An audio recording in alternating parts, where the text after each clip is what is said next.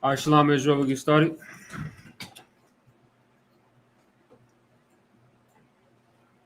All right, Shalom Israel. Yahbashim Yahushai Barakatham, Yahushua Thumb, Bashim Yahushai.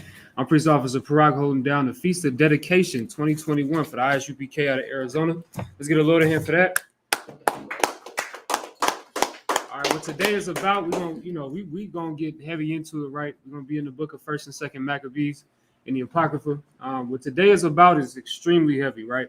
What today is about is something that Blacks, Hispanics, and Native Americans don't get to experience very often, right?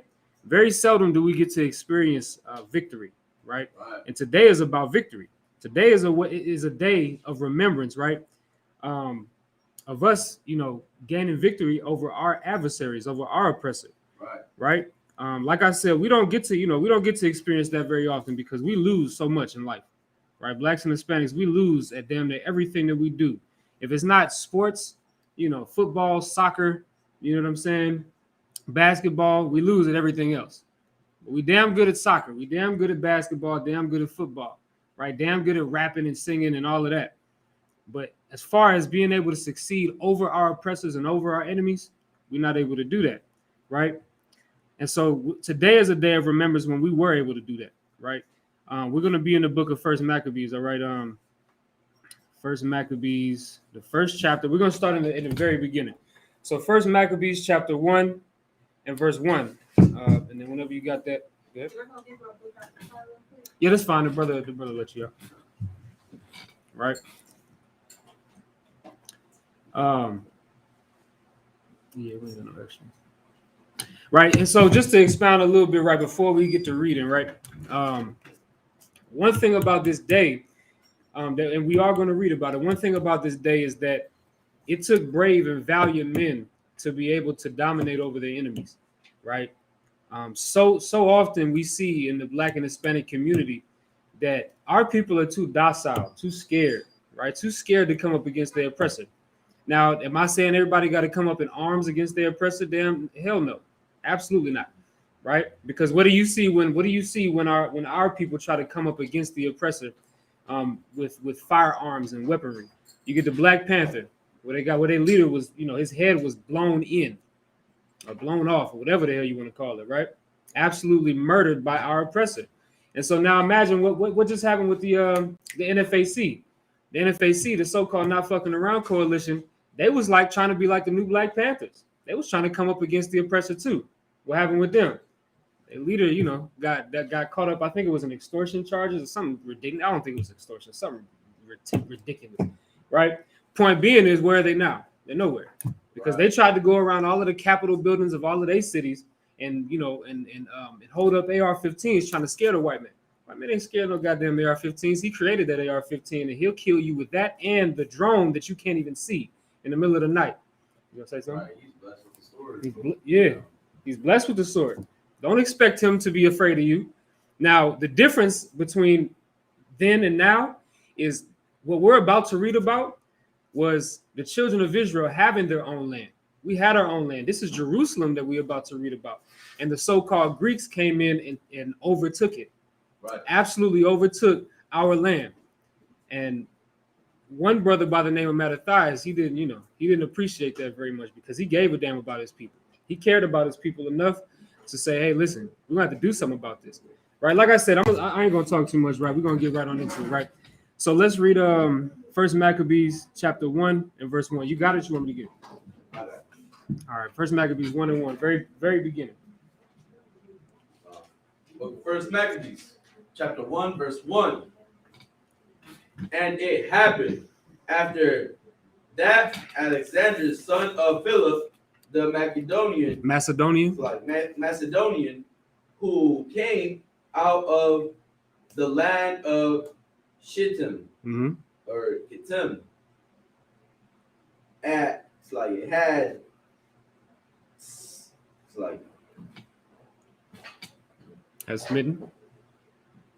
smitten Darius, king of the Persians, and Medes, that he reigned in his stead, the first over Greece. So now what we're reading about right now in this first chapter is Alexander the Great. All right, that's what all of these kids, they're gonna learn about it. I learned about it coming up. Alexander the Great, which you find in these history books, right? He was a great and powerful king. Alexander's father was named Philip. This is talking about Philip II. Just to give you a little bit of history on what's happening here, right? Philip II, who was the father of Alexander the Great, he began the Macedonian Empire. So when you read all throughout history, you see that Macedonian Empire. Philip II began that empire, right? And how he did that was he went all across all of the land, very specific to his area, all of that land. He went across that land and he found a bunch of white people that felt the same way as him. Most of those white people were in caves. That's history. You can look that up in your history book. Philip II pulled white people out of caves to go and join his army and create the Macedonian Empire, right? And he began to rule. He died, right? He was murdered or assassinated, whatever you want to call it. But his son was Alexander the Great, and Alexander the Great reigned in his stead, right? And this Macedonian Empire overthrew the Persians and the Medes, which, if you remember, was the previous captivity that we had been in. We were in the captivity under the Persians, right? Read the book of Esther. You'll get a lot of insight on that captivity, right? The book of Esther, right? So now, moving forward, he reigned in his father's stead, the first over Greece, right? Alexander was the king of the Greeks. But we're going to keep going. Go ahead, verse 2. Verse 2. And made many wars and won many strongholds. Right. This is a mighty king, right? Go ahead. And slew the kings of the earth, Mm-hmm. and went through to the ends of the earth and took spoils of many nations. Mm-hmm. In so much that the earth was quiet before him. Right. Whereupon he was exalted, and his heart was lifted up. So he went all throughout. Now, when it says the entire earth, it's not talking about, it's not talking about the Americas. Remember, this is the known populated earth this is talking about at this time, right? And this is the eastern, what you would call like the eastern hemisphere, around the area of the so-called Middle East, so-called Africa, up even north of, like around Russia, where Greece is and all of those things, right? He had began to dominate in all of those areas. Is Alexander the Great, right? And so much so that the scriptures say that his heart was lifted up, right? His heart was lifted up, meaning what? His head started to get big, right? This Alexander the Great, he started to think he was on top of the world because, really, he was. Straight like that. Alexander the Great was in the most power. All of the other nations bowed to him. And we're going to find that out in the next verse. Keep going. Verse 4. And he gathered a mighty strong host and ruled over countries. Right, so now, well, keep going, Salaki. And nations and kings who became tributaries. Tributaries. Mm-hmm. Unto him. Who became tributaries unto him. So now he gathered a mighty strong host. What's a host? Right? A host is an army. That's what it is. So Alexander the Great gathered him together an extremely, it was a mighty host. And if you know anything, this is around the 300, 400 BC to 500 BC timeline, right? If you know anything about the Greeks in that time, them cats was, exceedingly strong. They were strong. Just like Officer Matazar said, Esau is, blessed with the sword. They got it like that. You get what I'm saying? And so this Greek army was extremely strong, right? And so he became the ruler over many countries. We're going to find out later as we read on, he even became a ruler over the Egyptians. And so that's how most of those Egyptians that you see today in the land of Egypt, those aren't even the real Egyptians. They're not even Hamites. Most of them cats is Edomites, man. Most of them cats is Edomites. Because of what? Because of Alexander's rule in those places. Like I said, we'll read that as we move on, right? But many of those nations became tributaries under him. What does that mean? When it says tributaries under him, it means that they pay taxes to him. They work for him, right? He was the superpower. Him and his empire was the superpower on the face of this planet Earth. Right. Straight like that. So everybody was subservient to him, right? Let's get verse 5. Verse 5. And after these things, he fell sick and perceived that he should die. So after he did all of this conquering and all of this murdering and all of this, all of this slaughter that he committed and dominating these other countries, he got sick. And he was like, man, listen, I'm about to die. Right? Keep going. Wherefore he called his servants as such as were honorable and had been brought up with him from his youth, and parted his kingdom among them while he was yet alive. Right. So now this is what we really want to focus on here, because this is what's going to cause. Well, this is the timeline going into what today is about, right? And one of the first events that took place is the fact that Alexander died.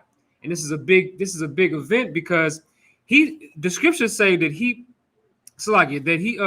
called all of his servants when he knew he was going to die. He called all of his servants who were supposed to be honorable, right? Who were honorable men that had been brought up with him from his youth. So he known these cats. These cats are cats he grew up with, right? And he parted his kingdom among them. He said, you take this one, you take this one, you take Egypt, you take Greece, you take Jerusalem, right? Whatever the case, right? But keep going. So he did that while he was still alive, before he died, right? Keep going. Verse 7. So Alexander reigned 12 years and then died. Right. So here he reigned 12 more years and then he died. Straight like that, right? Keep going. Verse 8. And his servants bear rule, every one in his place. So the servants that he's talking about, right, that he gave rulership to, they bear rule, everyone in their own place, right? But keep going.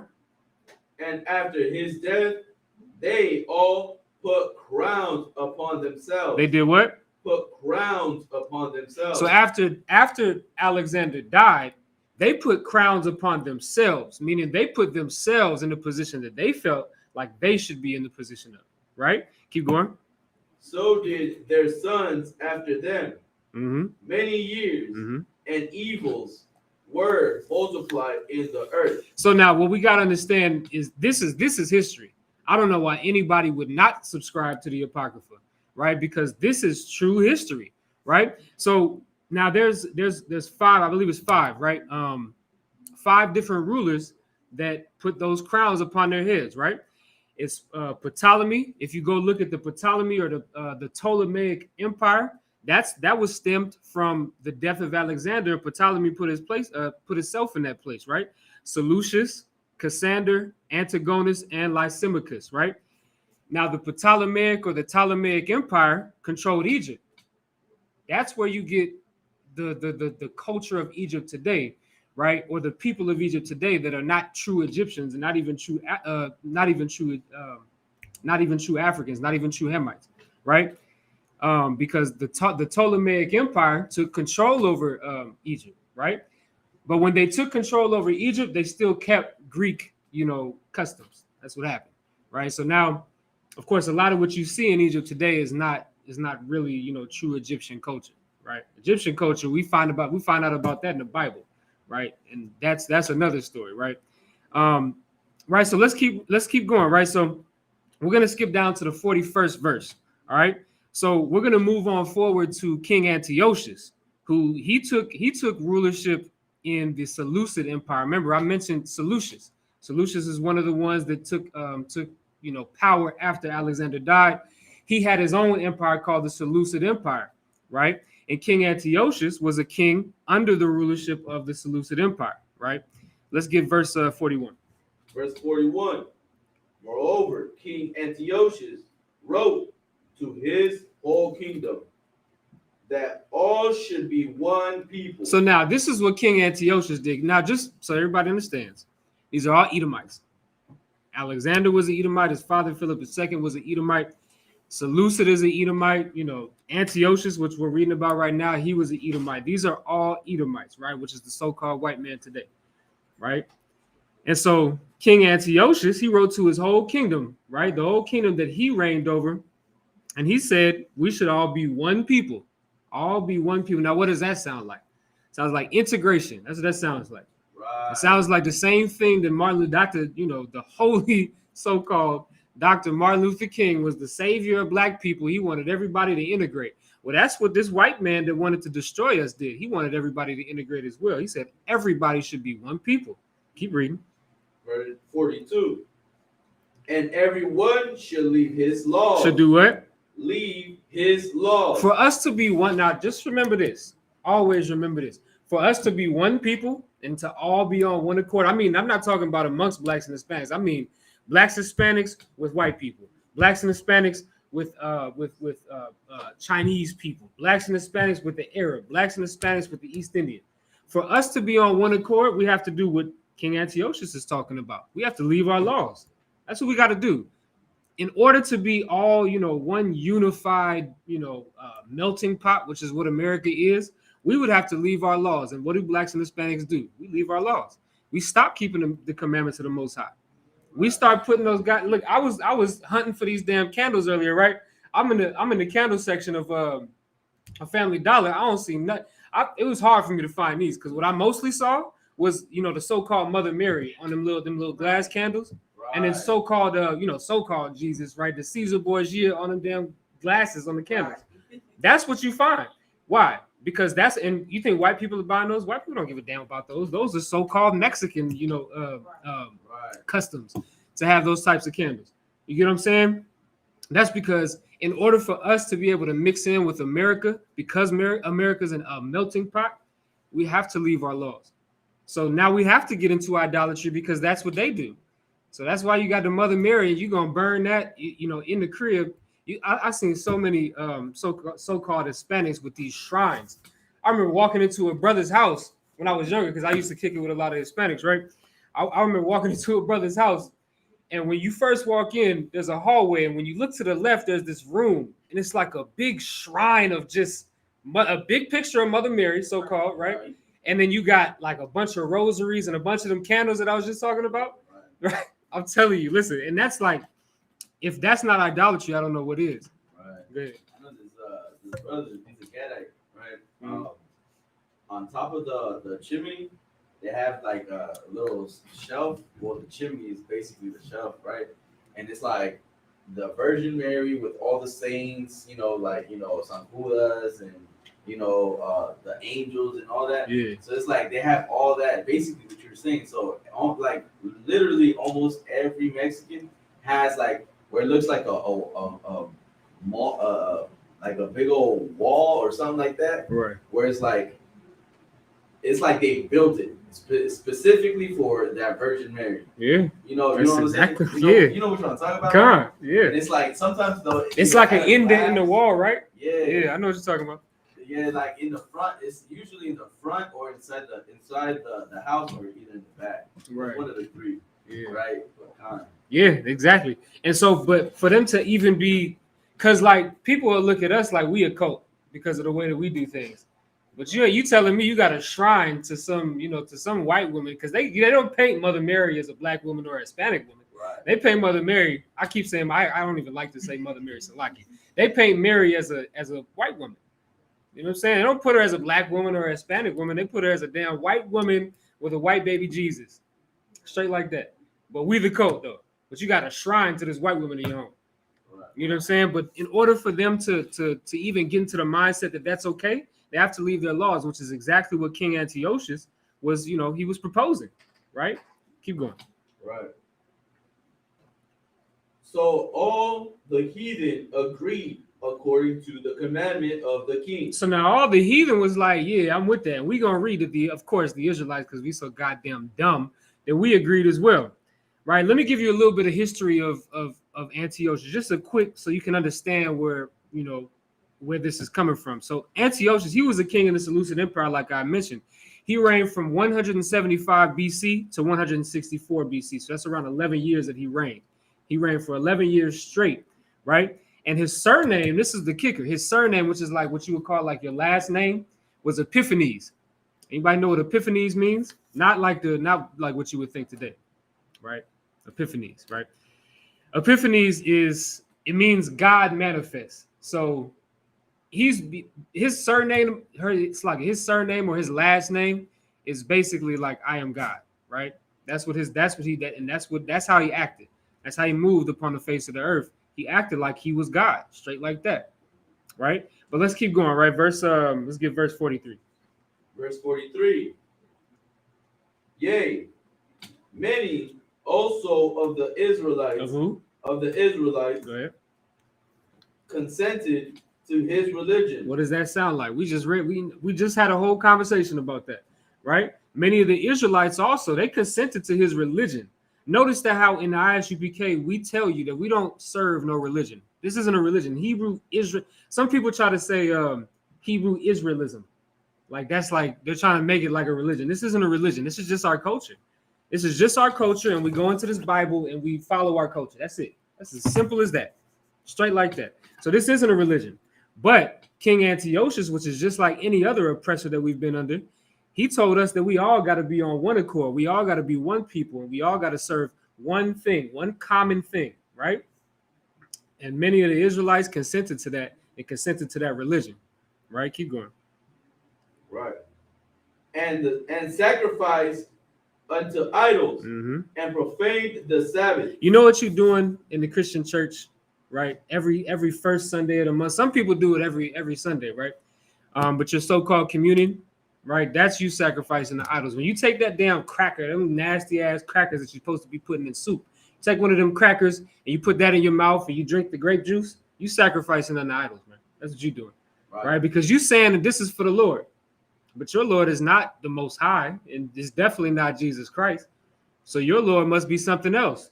So when you eat the bread and you drink of that wine or that grape juice, that's you sacrificing unto another idol, to an idol, right? And so of course, so many of our people fall into that.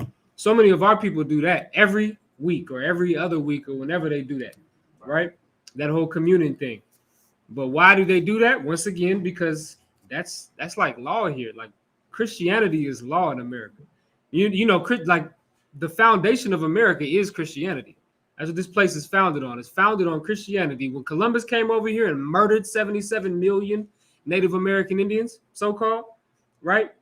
That was in the name of Christianity. Was he not a Catholic? Right. Was he not a Catholic? Somebody got to tell me that. So now so many Hispanics and Native Americans are Catholic today, not realizing that Catholic forefather that they got murdered many of their actual forefathers. Right.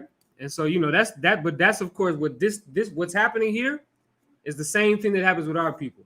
We get caught up in, what our oppressor tells us to do because he's got so much power. Once again, Alexander was in a great amount of power. Antiochus, we can see, was in a great amount of power.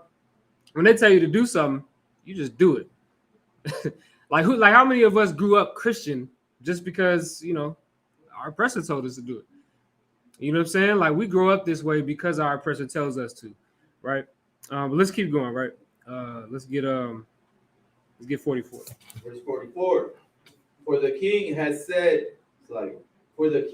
sent letters by messengers unto Jerusalem and the cities of Judah, that they should follow the strange laws of the land. They should follow the what? The strange laws of the land. Right. So now this is the king Antiochus. He went and he sent off messengers unto the city of Jerusalem, which of course, that was our dwelling place, right? Blacks, Hispanics, and Native Americans, the children of Israel. That's where we live. And because he had such a powerful reign, he sent messengers over to us and said that we should follow the strange laws of the land. Like we should follow Antiochus, which of course includes idolatry, right? It includes us leaving our father, leaving our power, and leaving our customs, and following the laws of our oppressor. And what does that sound like? Once again, there's an attack on straight like that. There's an attack on our culture. Nobody wants us. You see how people react to us being in these garments and the sisters wearing the dresses with the fringes and having their heads covered. The reaction is like, that's weird. That's weird. It's something different. And it looks like we in a cult. That's what they say, right? So much so that in the ISUPK, we just embrace it. We say, look, okay, you say we in a cult. Okay, well, then we're just cult leaders then. We'll be a cult. That's fine. Straight like that. And the reason why is because we're not afraid to hold on to our culture. We're not. But everybody else is. And because that's the case, it looks weird when I got this garment on. I think the garment looks glorious. These sisters got their heads covered. Everybody else, it might look weird. But to me, it looks glorious. This young brother got his head, a headpiece on. He's got a headpiece on. The other one's got a headpiece on. I got a headscarf on. To other people, it might look weird. Somebody was at the gas station yesterday, and somebody said, it looks weird to everybody else. It looks weird to everybody else because they don't understand our culture. So they're going to call us all of these things. But that's, of course, by design. These things should be normal to us.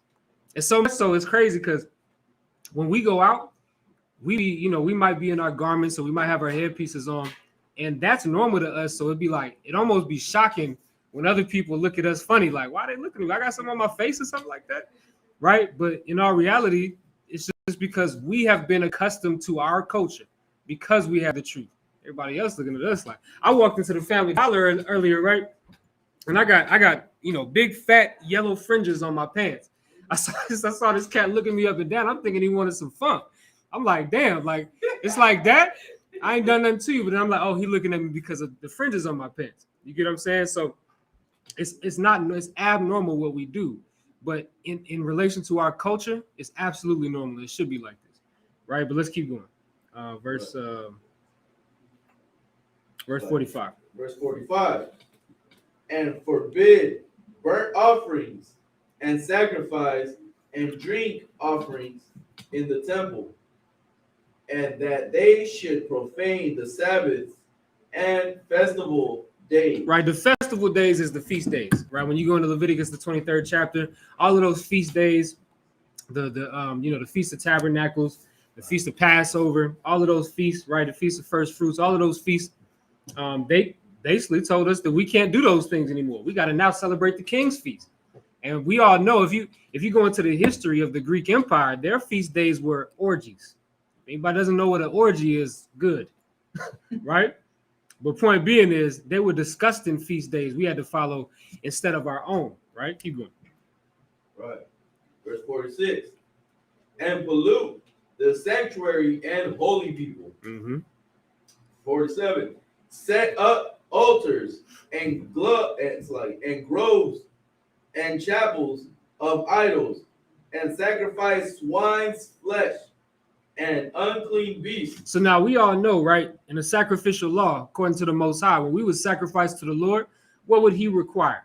He will require us to sacrifice a turtle dove, or to sacrifice a goat, or to sacrifice a sheep, or to sacrifice a bullock, which is a cow, or to sacrifice an ox. All animals that are clean, that the Most High ordained in the Leviticus, the 11th chapter, are clean. We can consume them. If they die, we can touch them, right?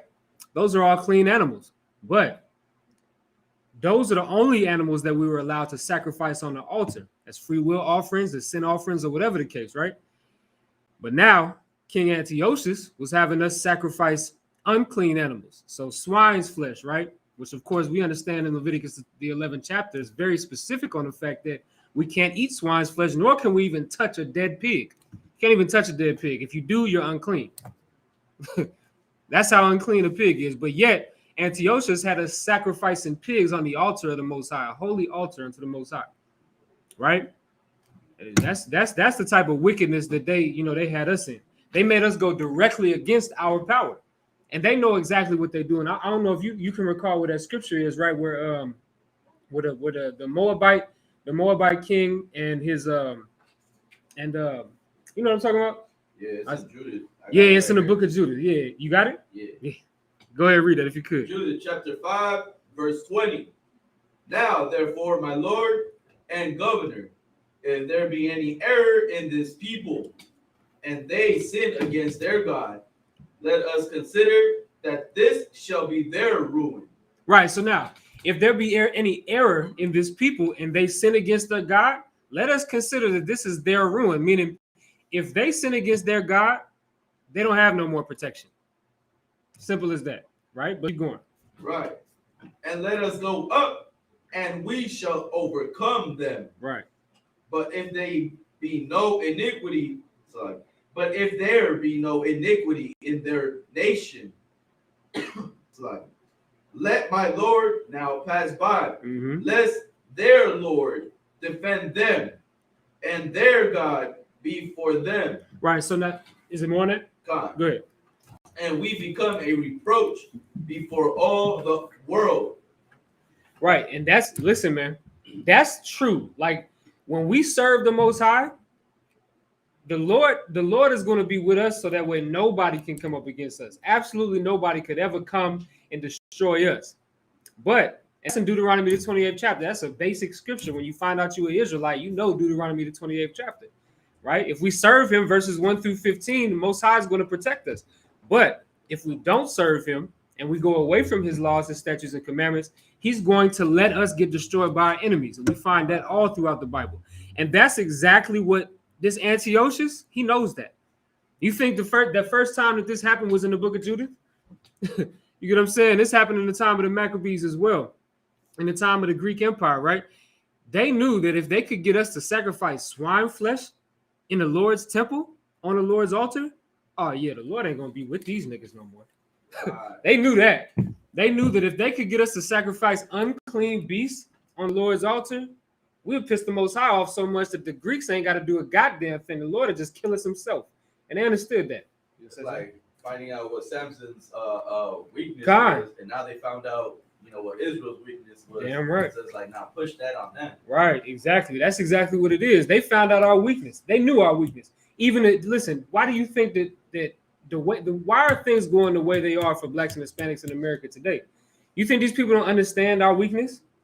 They understand exactly what our weakness is. When we don't have our own culture and we gravitate to theirs, they can do whatever they want to us. That's why they can kneel on George Floyd's neck.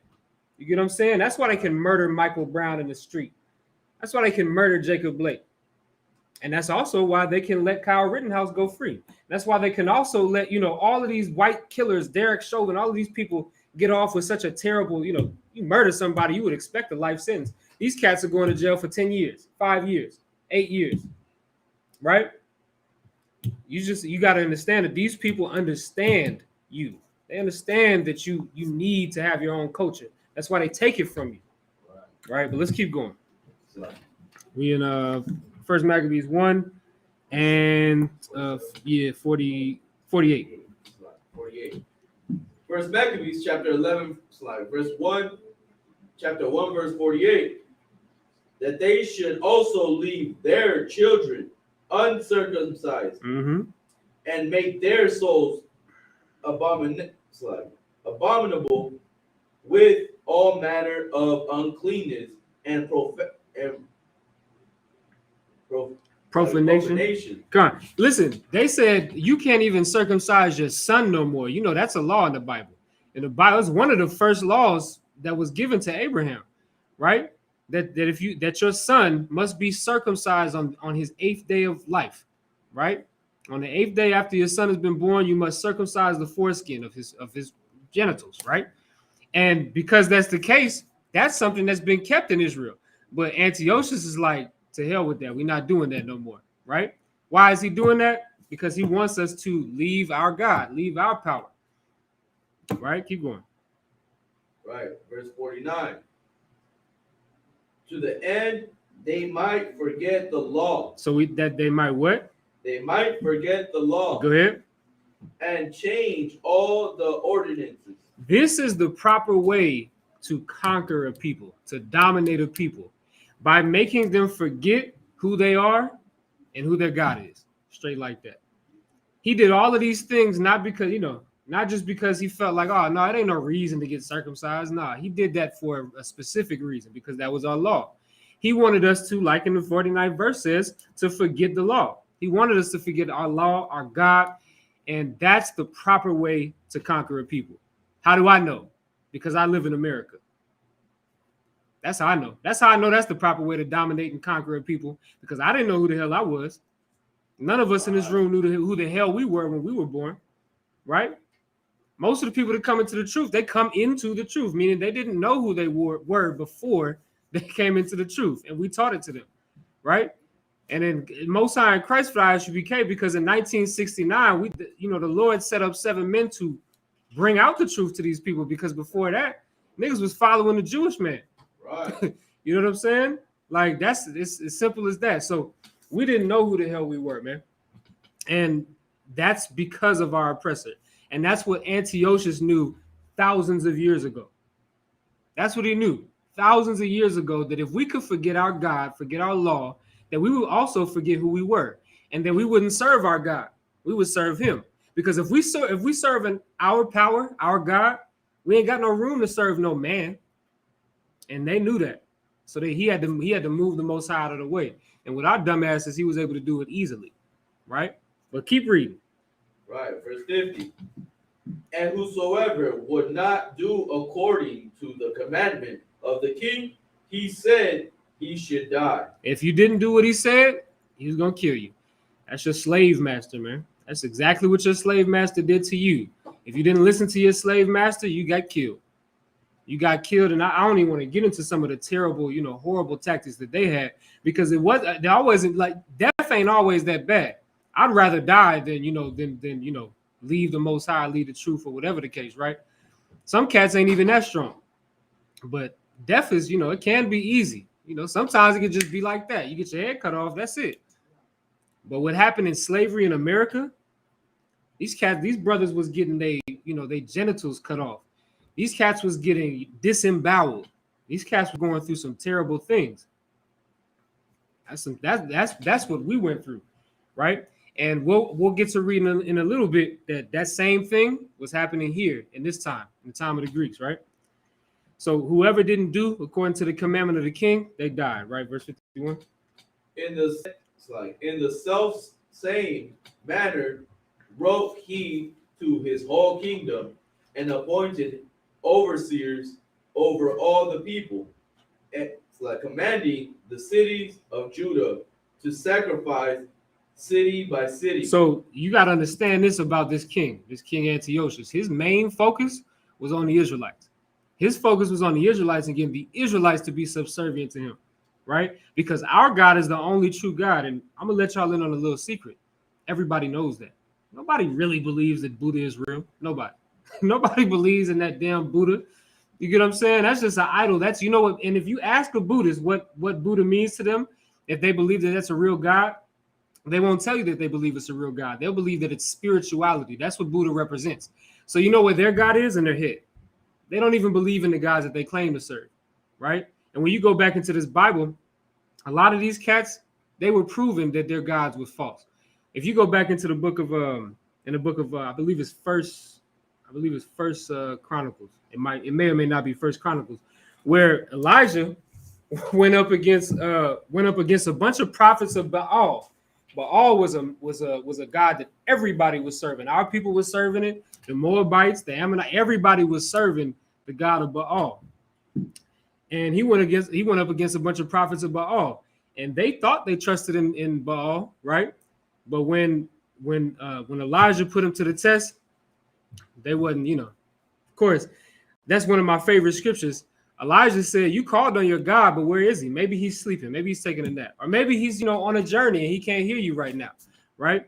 Because everybody knows that those guys, they're not real. They're just a statue. They're something you could pick up and touch, right? Let's keep reading, right? Right. Let's get verse 42. Well, actually, let's get First Maccabees, the second chapter now, right? So now we got the backstory, right? We got the backstory with Antiochus. Everybody understands who Antiochus is. He was the king that put in place these wicked laws so that way we could serve, the Greek gods, and we could serve the Edomite gods and not serve our God. If anybody wants the prophecy where Antiochus was prophesied, for sake of time, I'm not going to pull the scripture, but it's in Daniel, the 8th chapter, verses 23 through 25. That's a prophecy of Antiochus. Way before Antiochus ever existed, before the Macedonian Empire ever existed, Daniel prophesied of that. That should also help you solidify your faith in the Most High. He's not playing, right? These prophecies that he's putting out are real. That's Daniel, the 8th chapter, 23 through 25, all right? So let's get First Maccabees, the 2nd chapter, and we'll start at verse 1. First Maccabees, chapter 2, verse 1. In those days arose Mattathias, the son of John, the son of Simeon, a priest of the son of Jorib,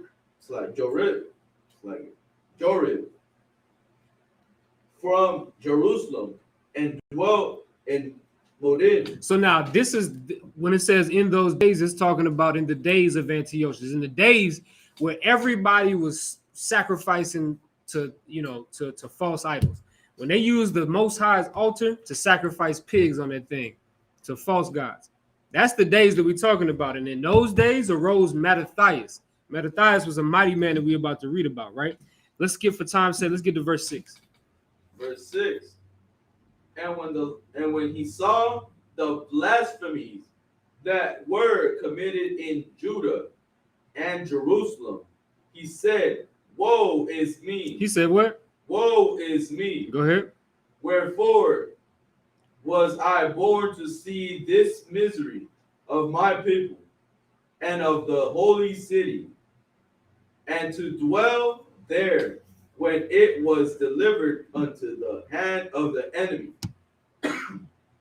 and the sanctuary into the hand of strangers. Right. So now this is Mattathias speaking these things, and Mattathias is absolutely upset. And this is how all blacks, Hispanics, and Native Americans should be when they see the conditions of their people. Mattathias saw the conditions of his people. He saw that his people were being destroyed utterly. He saw that his people were sacrificing to false gods. He saw that his temple, his holy temple that he once reverenced, right, to the Most High, he saw that that thing was being used for abominable things. Right. And he said, "Woe is me." You know what woe means? W-O-E, it means destruction. He said, "Destruction is me," meaning it'd be better that I was dead than to witness these things. That's how he felt. And we got to all pull that. That's in our blacks, Hispanics, and Native Americans all have this spirit. And we have to pull this spirit out of ourselves. We have to pull it out to the forefront and feel these feelings. When we see our people on the street, we see our people destroyed. You should feel so terrible about Christianity. It should make you feel like Mattathias. It should move you to anger. It should make you physically angry. I say physically for a reason. You know, when you can feel that anger in your chest, that's how Christianity should make you feel. That's how Islam should make you feel. And this brother felt them things. He felt those things because of the abominations. He would rather die than to see the abominations that his people were committing against the Most High. Right? Keep going.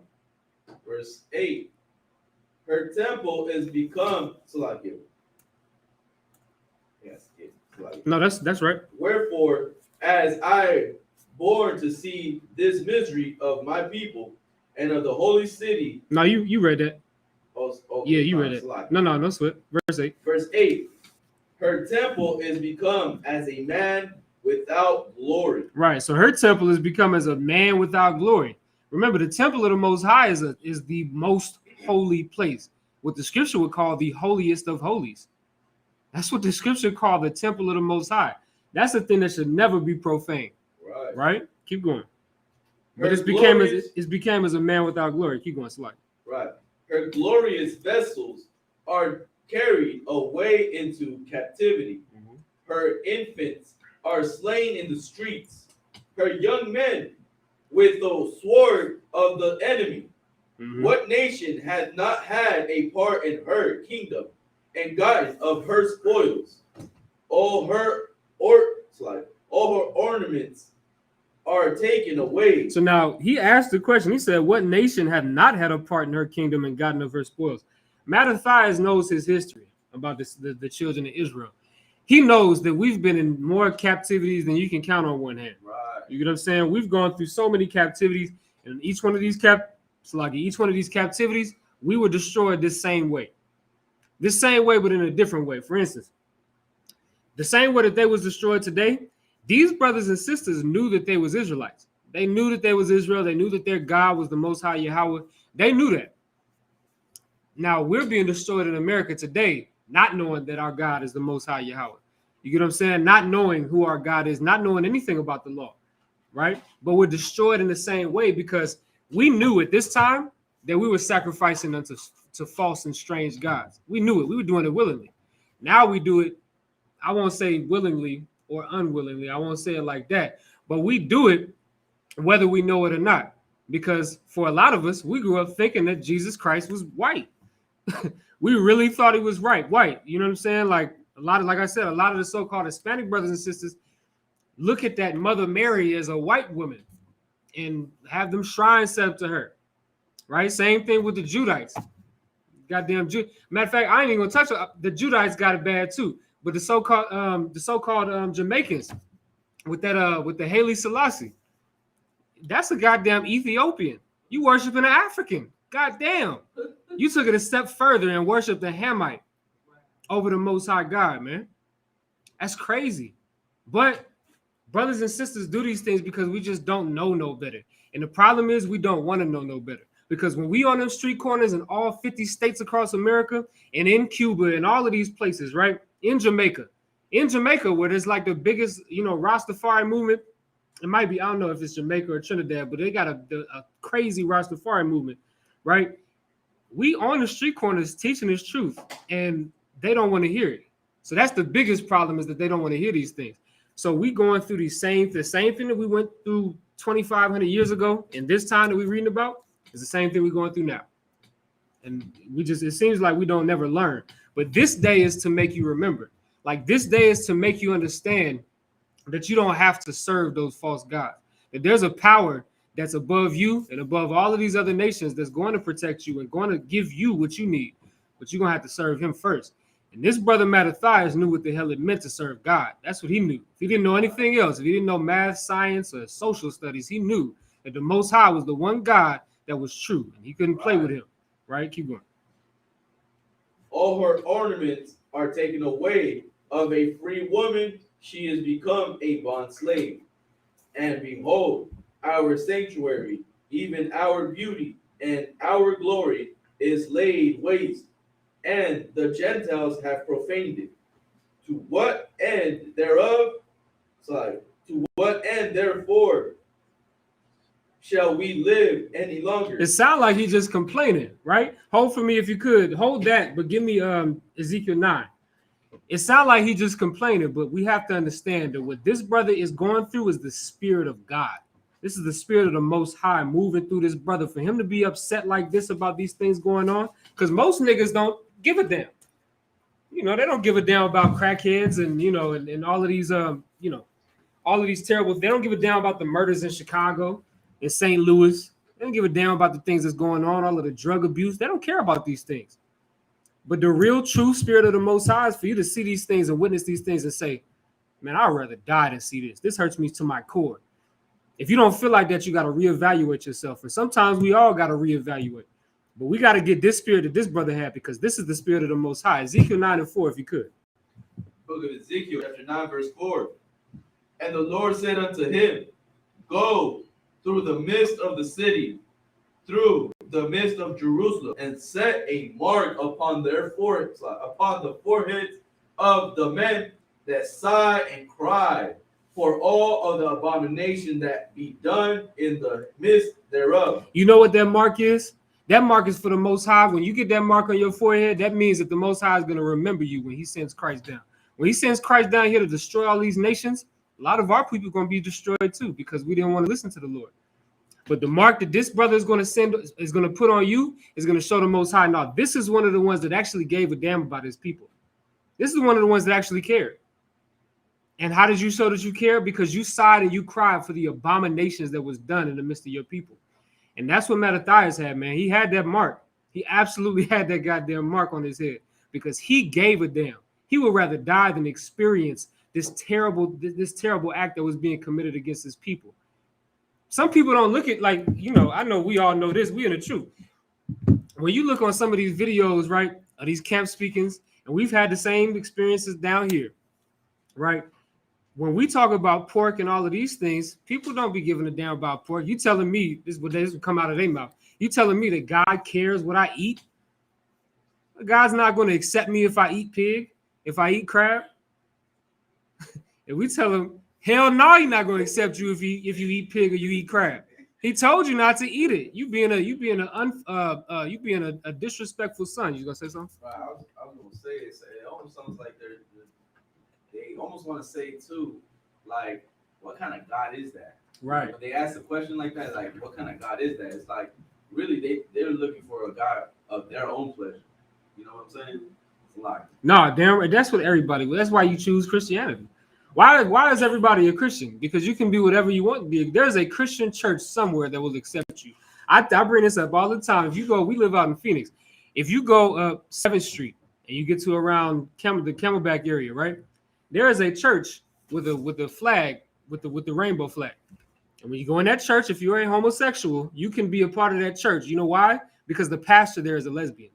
That's why you can be a member there. There's a Christian, there's something for every Christian, every type of Christian. There's a Christian church for you where you can do whatever the hell you want. It's that simple. You get what I'm saying? That's because that's what the scripture calls that wide, that wide way, that wide path that leads to destruction.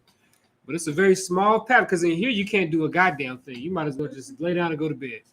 Because in here, you're going to be watched 24/7. You're not going to be able to get away with nothing. We find out you done committed a sin against the Lord, it's a problem. There's going to be a council being held, and it's going to be an absolute problem. Right? You don't get away with a goddamn thing in here. Straight like that, because we are the narrow way that leadeth to life. But the scriptures also say, few be there that go into it. Right? And so what my point is, right, Mattathias, he understood this. He understood that he could only be one way. There was only one way he could go about this situation. Only one way. And we're going to read about that one way, right? If you could give me the 17th verse now in 1 Maccabees 2:17. Another precept I was going to bring out in relation to Mattathias being this upset is Ecclesiastes 7:7, where it says oppression maketh the wise man mad.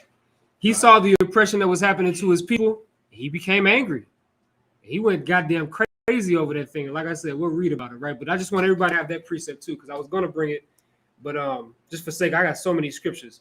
Right? Not only that, but there's also that gift that he was being offered too. We're gonna get that too. Yeah, we're gonna get that too. We're gonna get into where Mattathias was offered a gift. Right. He was offered a gift to destroy his heart. What's that heart? Everybody knows. Everybody knows. If you say somebody has heart, what does that mean? He's got gumption. He's got the will, right? He's strong.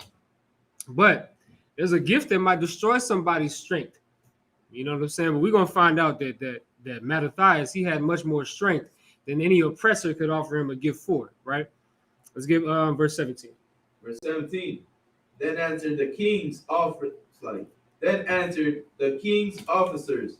and said to Mattathias, on this wise thou art a ruler and an honorable and great man in this city, and strengthened with sons and brethren. They trying to soften him up. They trying to say, listen, man, you powerful up in here, man. You powerful. You're a strong man. Keep going. Now, therefore, come thou first and fulfill the king's commandment. So now he said, he just said all of that to butter him up, right? Now he's saying, come and do what the king said, right? Go, leave from your laws and your power and come serve the king. Why are they telling him to do? Well, go ahead. It's like a shame that brings forth sin. Right, that shame that brings forth sin. They're trying to say, listen, man, they're trying to butter him up, man, and get him to sin against the Lord, right? Right. And so then they also say, right, now therefore come thou first and fulfill the king's commandment. Go ahead. Or it's like a commandment. Go ahead. Like as all the heathen have done. Like as all the heathen, listen, this is peer pressure if anything else. All the heathen did it. All the heathen came and fulfilled the king's commandment. Now it's your turn, man. You the oddball out. You stick out like a sore thumb. You're not fulfilling the king's commandment. You're not coming under this, this one ideology, right? Keep going. Yea, and the men of Judah also, and such is remnants, and such as remain in Jerusalem. So even your own people, they done sold themselves out too. So you really sticking out like a sore thumb. And Mattathias, like they just said, had power in Israel, man. He was somebody that was respected. Everybody looked up to him. And so they know, and this is what all oppressors know. They know if there's a respected man amongst Israel, that they can go and they can convince him to serve them, to serve the white man, to serve their oppressor, and everybody's going to follow. Prime example, Martin Luther King. Everybody respected Martin Luther King. Everybody. What did he do? He led you to the white man. He led you to integration with the white man, who then murdered you and is still murdering you day in and day out. And Martin Luther King didn't even see half of it. He didn't see Rodney King. You know what I'm saying? He didn't see Rodney King. He didn't see George Floyd. He didn't see Jacob Blake. He didn't see Eric Garner. He didn't see none of these people that are dying now. He saw the beginning of it. And he said that we was led and leading us into a burning house. He already knew he had made a mistake before Rodney King and Jacob Blake and Eric Garner and all of them brothers. You know what I'm saying? Before the Sandra Blands. Before that, he knew he messed up. But how did he get to that point? The oppressor, convinced to listen. Everybody listens to you. Let's work together and do this thing. You know what I'm saying? And that's exactly what happened. And that's why we're in the position we're in today. Right. They tried to do that same thing to Mattathias, but he wasn't no goddamn Martin Luther King, man. He wasn't no Martin Luther King. That brother was strict and hardcore. And he had the spirit of Christ on him. He had the spirit of the Most High. Keep going. So shalt thou and thy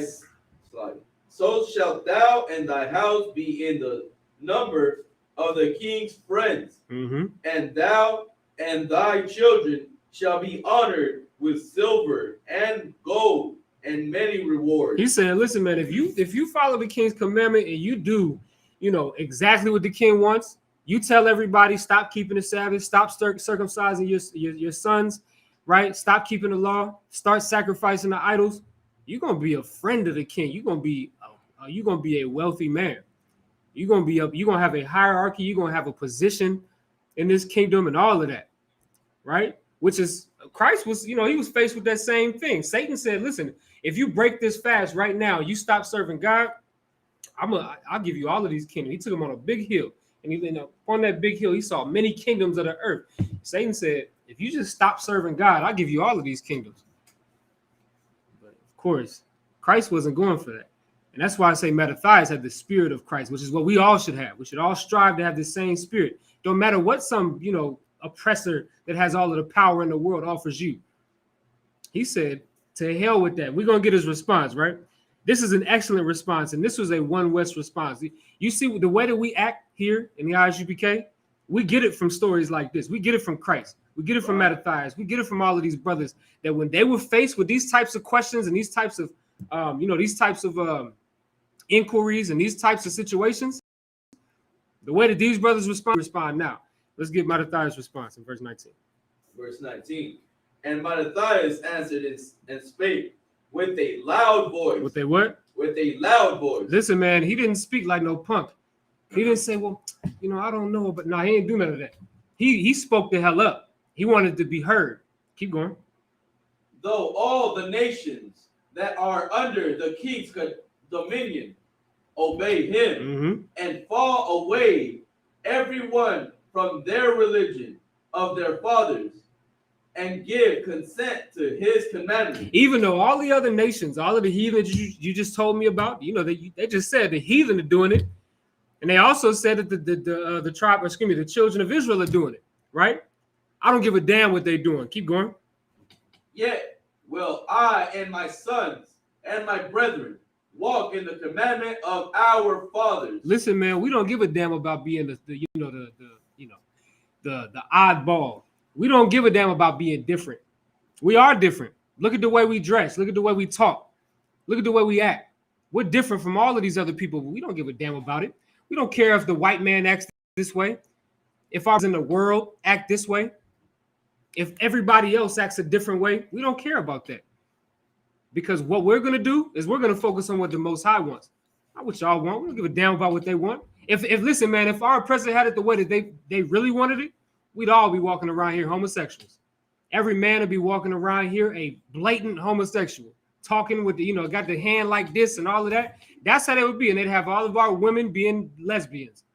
And we'd all be high on crack cocaine and smoking all goddamn day. If they had it the way that they wanted it. So we don't care what they want. They want us to be homosexuals. They want us to be lesbians and be crack addicts and drug addicts and weed heads and smoking cigarettes till we die and get lung cancer. They want us to be those things. So what the hell do we look like obeying them when the Lord says he wants us to live? The Lord said he wants us to live. The white man tells us that he wants us to die because he gives us cigarettes, which on the side of the pack says he's going to kill you. So that's what Mattathias understood. Mattathias understood something that so many blacks and Hispanics don't understand today, is that the Lord wants us to live. So I don't give a damn about what this oppressor wants for me, because whatever he wants for me ain't nothing good coming out of it, right? But let's keep going. Verse 21. God forbid that we should forsake the law and the ordinances we will not hearken to the king's word. It's like to the king's words, to go from our religion either on the right hand or the left. He said, listen, man, we're not going to go from serving the Most High on the right hand or the left. You know what that means? They're going down that narrow path to serve the Most High. They're not going to even stumble. They're not going to even, they're not going to take, small steps to say, well, maybe this is all right. Maybe I could do a little bit. I'm still serving God, but I could do a little bit of this. I could do a little bit of that. Ain't none of that. I'm going to do what the Lord tells me to do and nothing else, nothing more, nothing less. Straight up. And that's exactly how this brother moved. And that's what he told them people when they came to him. That's why that second half of Ecclesiastes 7:7 is so important. Because the scriptures say in Ecclesiastes 7:7, the gift destroys the heart. And it specifically, it destroys the heart of that wise man. Right? That wise man who is angry because of oppression. That gift could have, he was angry because of that oppression. We just read about that. Right? But they was trying to give him a gift that would destroy his heart. That would make him weak. That would make, take his strength away. But he wasn't going for that, man. He wasn't going for that, man. And so we really gotta like take hold of that spirit, man. All right. Let me see where we at.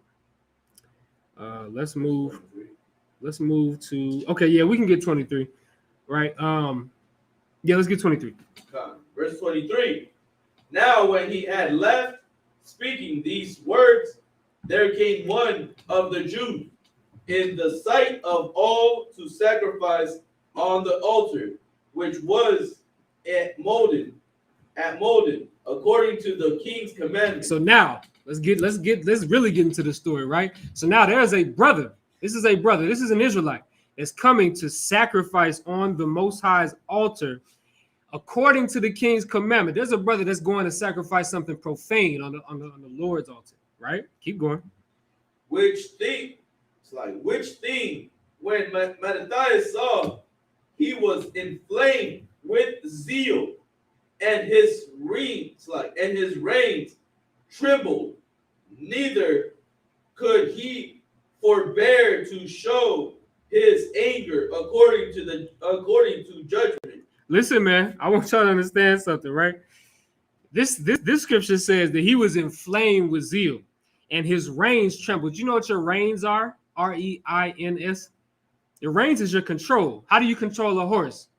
The reins on that horse, right? That's that little that's that rope. I guess that's the only thing I can call it, right? A rope that you have on that horse. That tells the horse whether you want them to go right or left. That's the control. But his reins trembled like he was losing control, right? That's how angry he got by seeing one of his brothers, right, go sacrifice on that altar.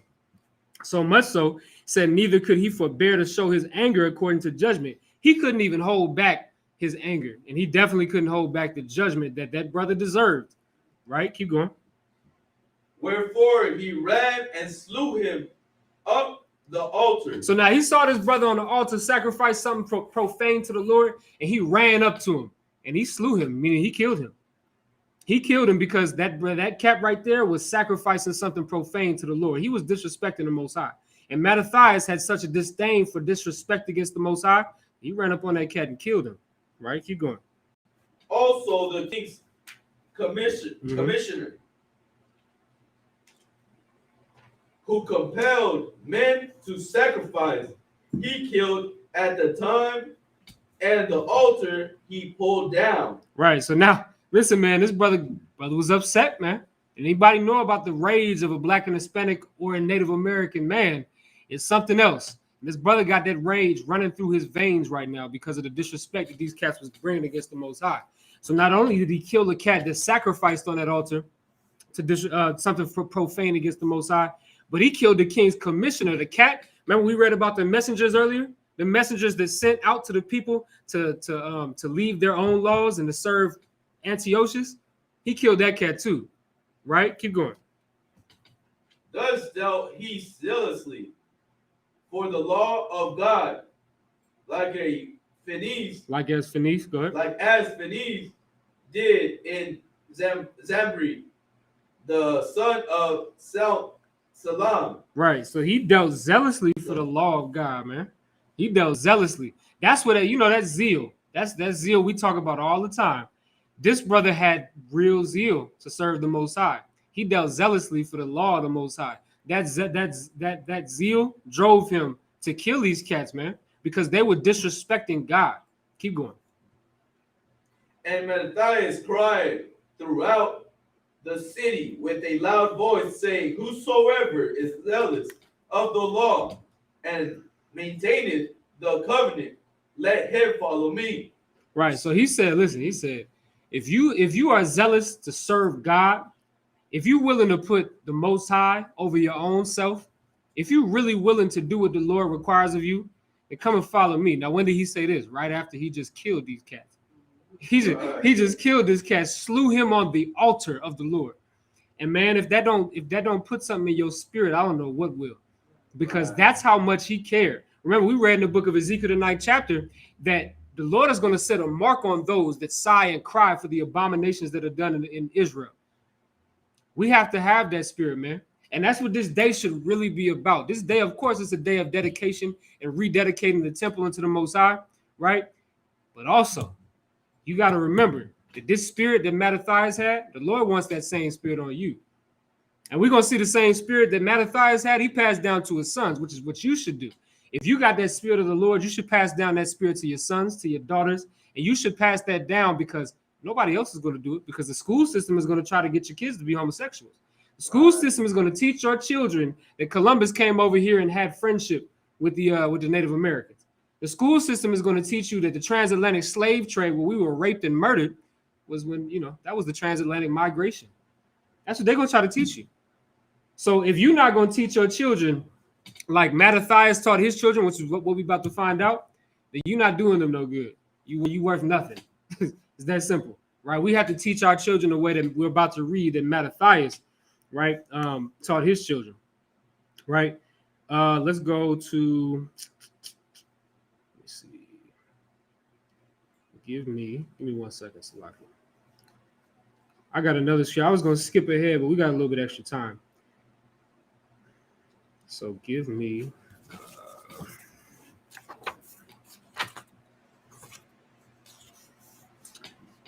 all right, give me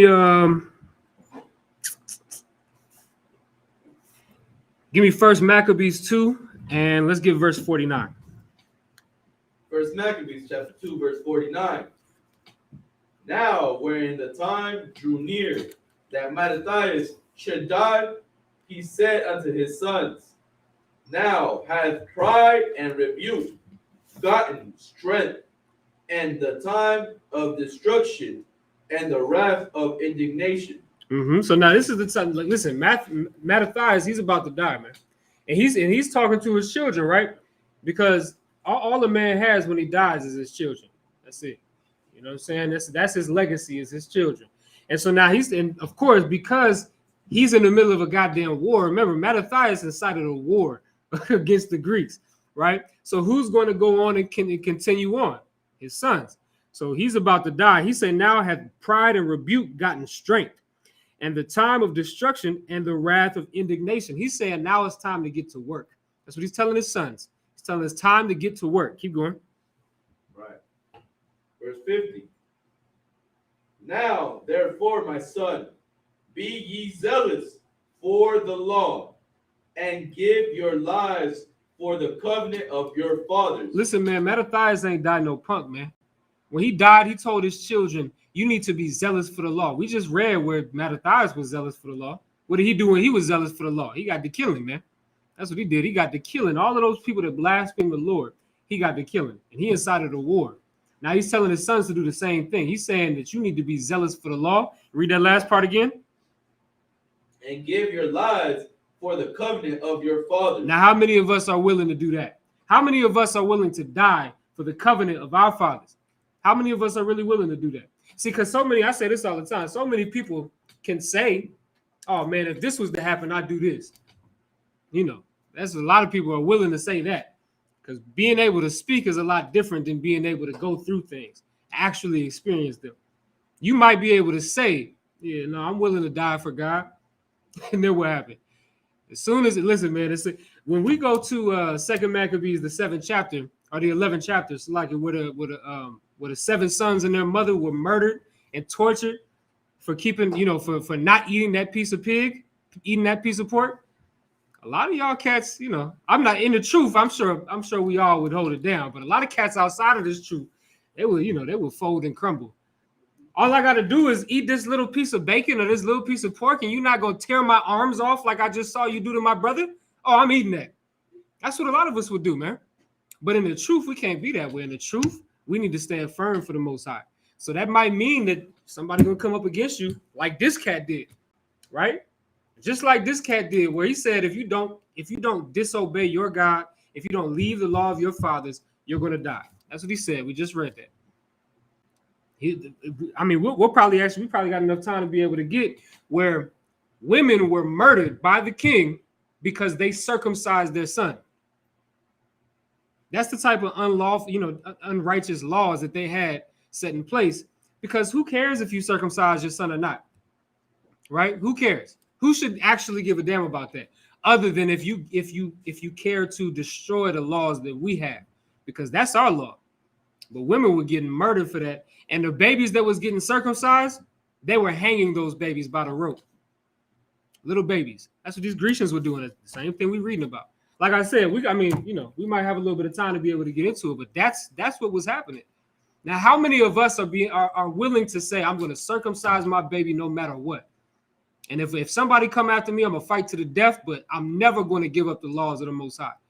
Well, that's what Mattathias instilled in his sons. And what he instilled in his sons was that you should give your lives for the covenant of your fathers. And the way we look at it in ISUPK is, it would be an honor to die for this law.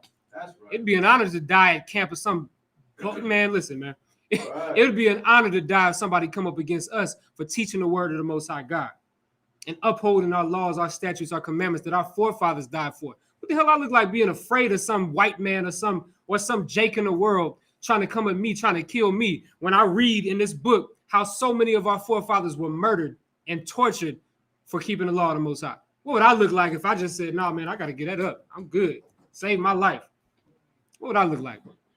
I couldn't even look at listen, man, I tell myself that every time that this comes up, every time the Feast of Dedication comes up, every time that we read that story in 2 Maccabees 11 with the sister and the 7 sons, all of those things, whenever those things come up, I ask myself, could you really look yourself in the mirror if you decided to put your life if you decided to put your life above the Most High's laws? Could you really look yourself in the mirror? And I tell myself every time, absolutely not. I couldn't look myself in the mirror. If anybody knows about that story, all 7 of the brothers died. All 7 of them died. And the mother died too. Imagine if 6 brothers died and you the 7th brother, and you like, damn, I just seen the hell that they went through. I'm not doing that. Now your flesh is going to tell you to do that. Your flesh is going to be like, listen, man, I don't want my head scalped.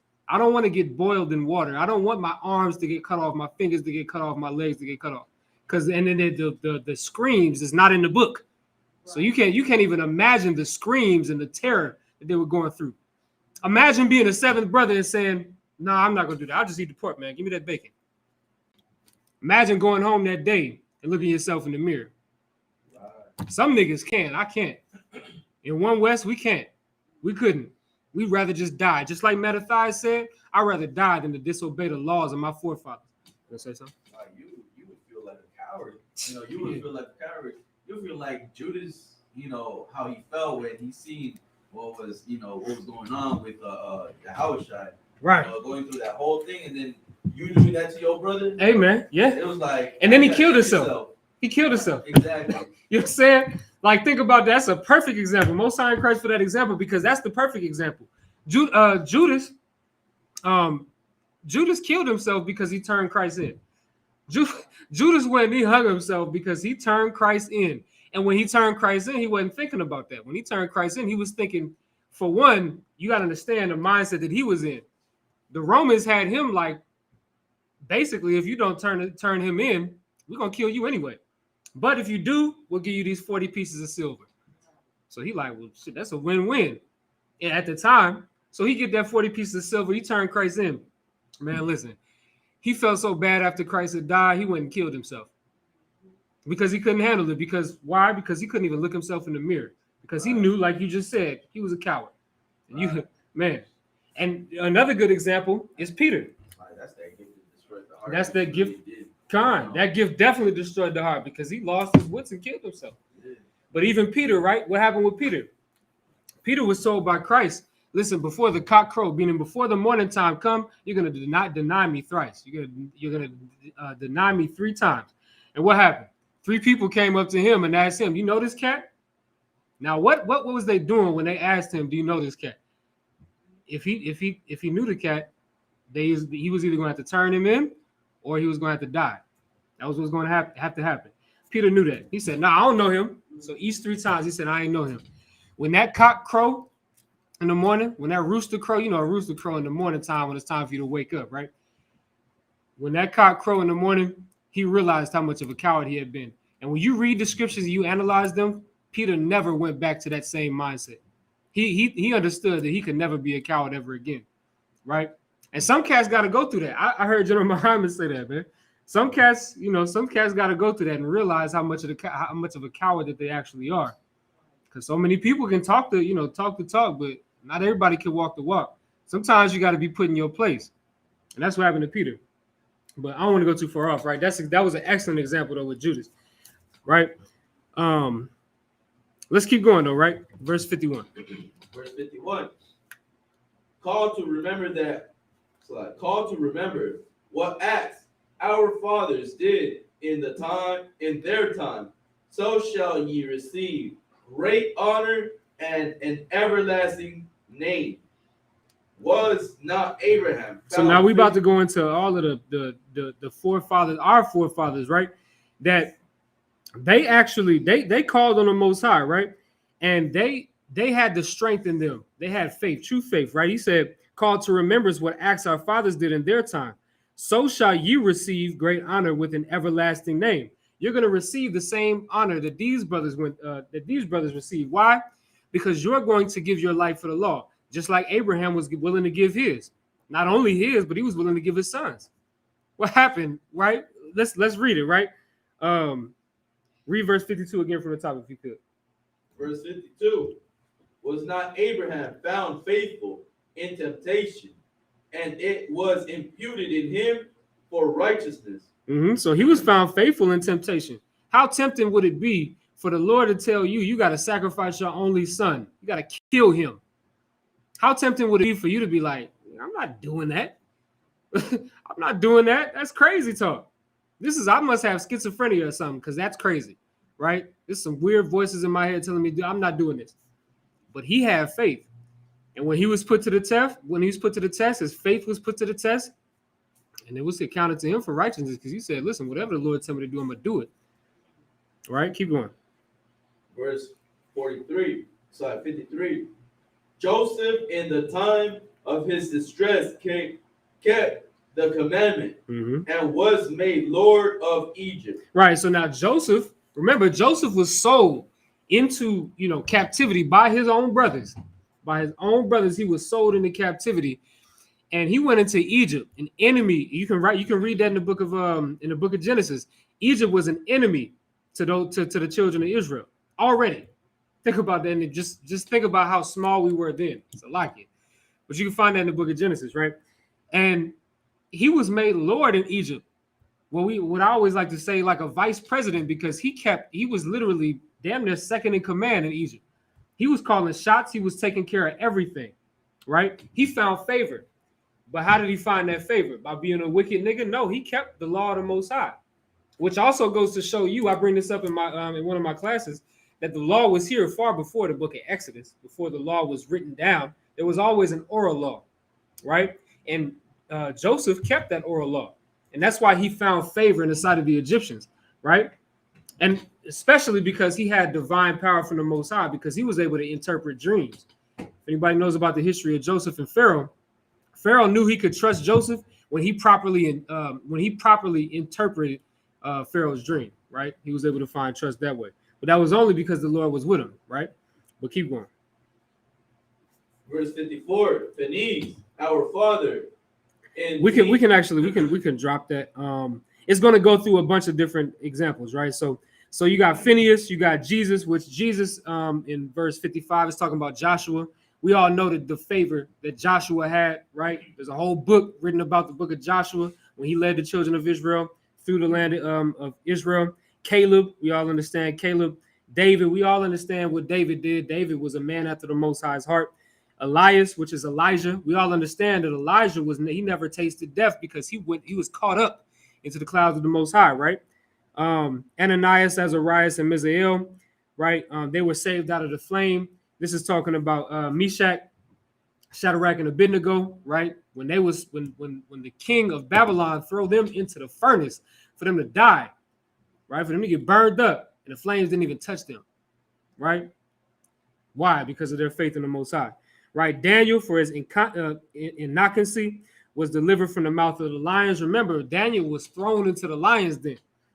Well, the lions were supposed to eat him up. But of course, the lions didn't deal with him at all. What happened was the guard went and opened the door like, what the hell is going on? Is Daniel dead? Guard opened the door. The lions killed the goddamn guard, right? Because the Lord was with Daniel, right? Verse 61, if you could read that. Verse 61. And thus consider ye throughout all ages that none that put their trust in him shall be overcome. Fear not then the words of a sinful man, for his glory shall be dung and worms. That's the point. Remember, we still talking about Mattathias instilling the spirit of a warrior in his children. He said, fear not then the words of a sinful man. What's a sinful man? This is talking about these heathens that are coming up against us. Don't fear them. What's his glory going to be? Dung and worms. You know what dung and worms is? That's talking about somebody being buried in the ground. Their glory is going to be death. That's what their glory is going to be, right? That's going to be the fruits of their labor. The fruits of our labor is going to be victory, right? But the fruits of their labor is going to be death, because the labor that they're working towards is trying to put us down. They're trying to kill us. But with all they're going to gain from that, they're not going to gain anything. They're going to gain death, right? Let's read verse 64, and then we'll move on. Verse 64. Wherefore, ye, my sons, be valiant, Mm-hmm. and show yourselves men in the behalf of the law, Mm-hmm. for by it shall be obtained glory. So that's how you're going to attain your glory, man. You're going to be valiant on behalf of the law. You're going to use that law to your advantage. How do you use the law to your advantage? If you keep the law, the Lord is going to be with you. And that's what we keep finding out day in, day out. When we serve the Most High, he's with us, right? We just read in the last Sabbath service, right? Because we kept the law of the Most High and we served God, the Amorites was utterly destroyed by us, even though they had more numbers than us, a mightier army than us, right? And you have to understand that at this time as well, Mattathias and his son Judas Maccabees, they didn't have a big army. Sure, they definitely recruited a lot of brothers to come and fight for them against the Greeks, but not as many as the Greek army. The Greek army at that time that's the Macedonian Empire. That's a big empire full of soldiers. But we was able to overcome them, and I'm going to show you, right? So give me 2 Maccabees, the 8th chapter, right? Just so we can all understand, right? Listen, this could be a 5-part series because there's so much to understand when it comes to this, right? But just so you understand, Judas Maccabeus, which is the son of Mattathias, he went on to overthrow the Greeks and the Seleucid army. And I also want everybody else to understand too, right? He had a brother named Simon, right? His brother Simon, he started the Hasmonean dynasty. If you know anything about the Hasmonean dynasty, that's where the Pharisees and the Sadducees come from, right? It's so much to go into, right? But I'm going to leave it at that for right now. But just remember those two things, right? Just remember that his brother Simon had started the Hasmonean dynasty. And that's where your Sadducee and Pharisee come from, that you see when you read the New Testament and you see the Sadducee and the Pharisee and all of them. That comes from these brothers right here that started this, right? So let's get 2 Maccabees, the 8th chapter. I'm going to just give a couple of quick points, right? So really, to get this whole understanding, you couldn't get it in a 2-hour class, right?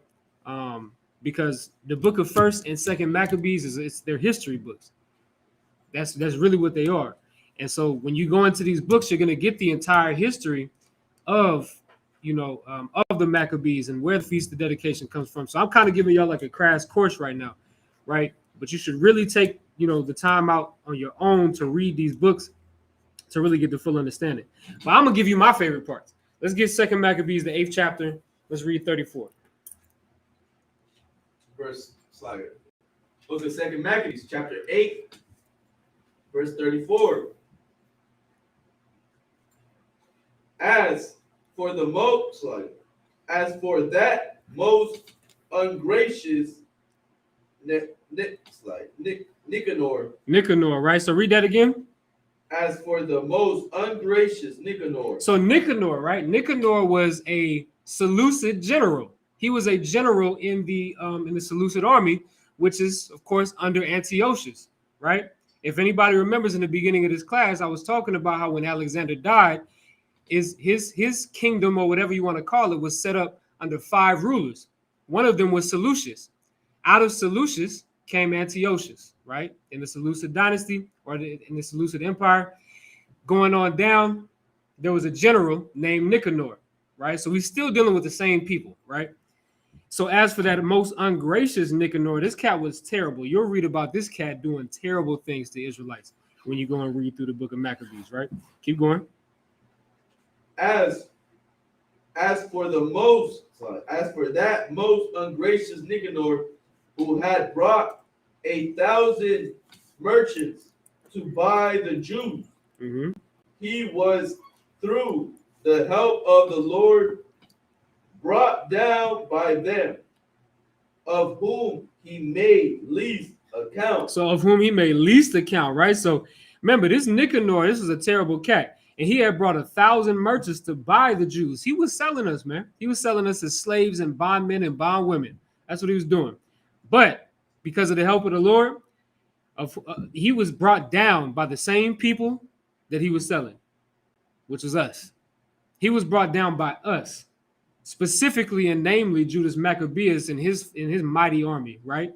Of few. Keep going. And putting off his glorious apparel and discharging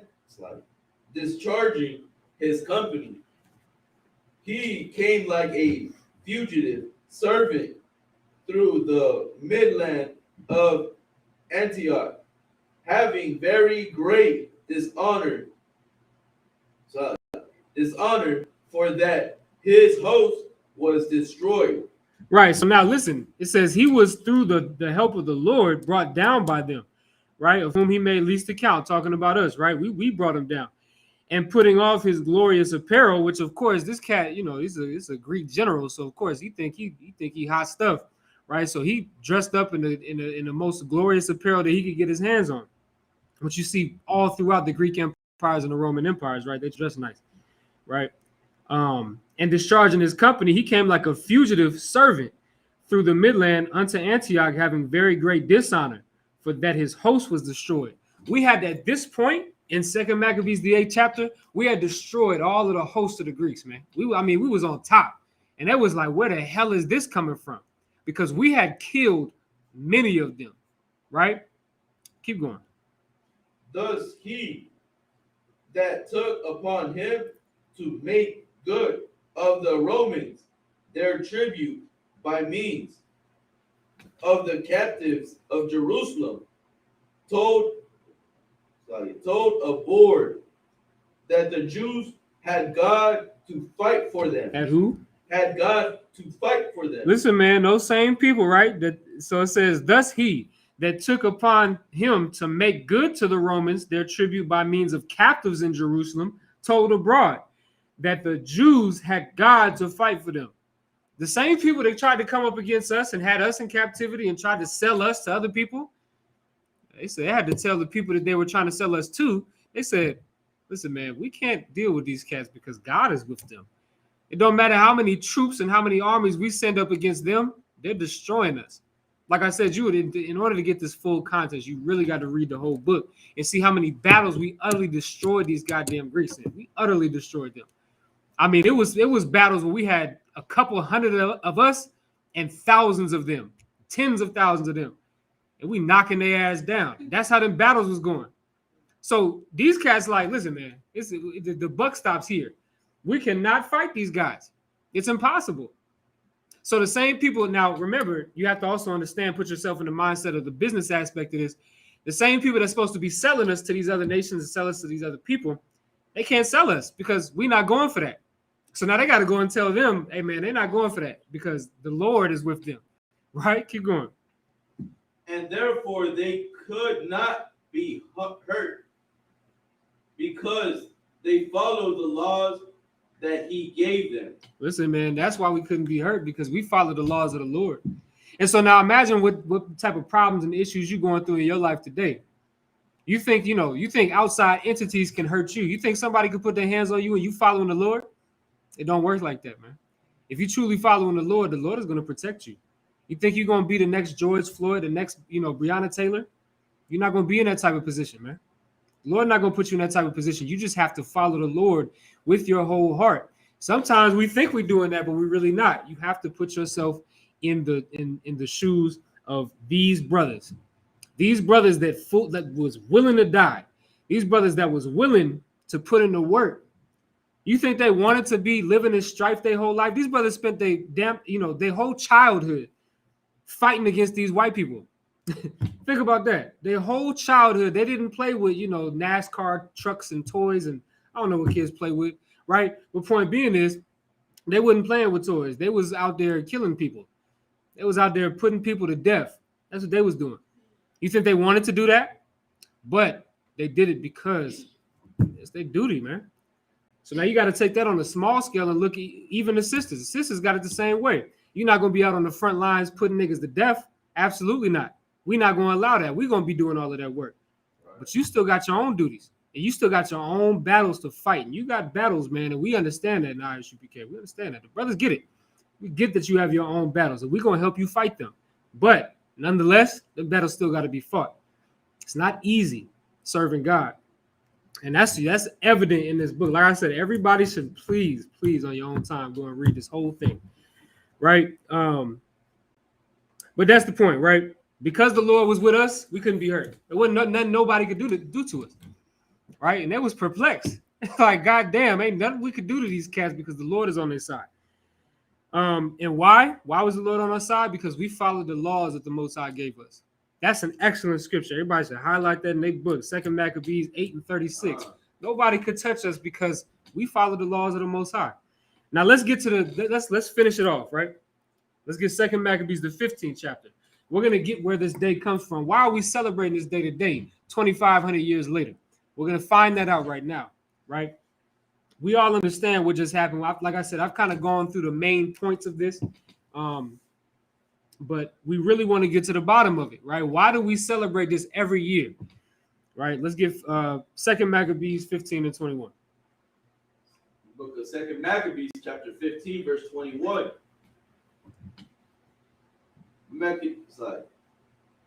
Maccabees, seeing the coming of the multitude and the diverse preparations of armor, and the fierceness of the beast. So this is Judas Maccabeus, right? And Judas Maccabeus, he see the multitude. Multitude means a lot of people, man. And so he see the multitude. We talking about war. They coming towards him with diverse preparations of armor. I mean, they coming up armored up. You know what I'm saying? They got armor on. They got shields on. When I don't say shields like that. I mean the shields that you hold to stop people from killing your ass. They got that. They got chainmail on or whatever the case, swords, all of these things. He see them people running towards him, right? And the fierceness of the beast. What did he do? And the fierceness of the beast stretched out his hands toward heaven. So when he saw this exceedingly great army coming towards him, he knew they was coming to kill him. He didn't drop down and fumble. That's not what he did. He didn't get into the fetal position and say, oh man, this is it. He stretched his hands towards heaven. Right? Keep going. And called upon the Lord. And he called upon the Lord. Go ahead. That worketh wonders. That worketh what? wonders. He knew that the Most High worked wonders, man. That's what he knew. So he knew that if he called upon the Lord could help him out of this situation, because God knows, if you know about this story right here, it was not enough brothers to be able to take on all of these Greeks. It was not enough. I mean, it'd just be ridiculous. It'd be suicide, straight like that. It'd be exactly what you would define suicide as today, because you wouldn't be able to come up against these thousands of people. Imagine just the people that's in here.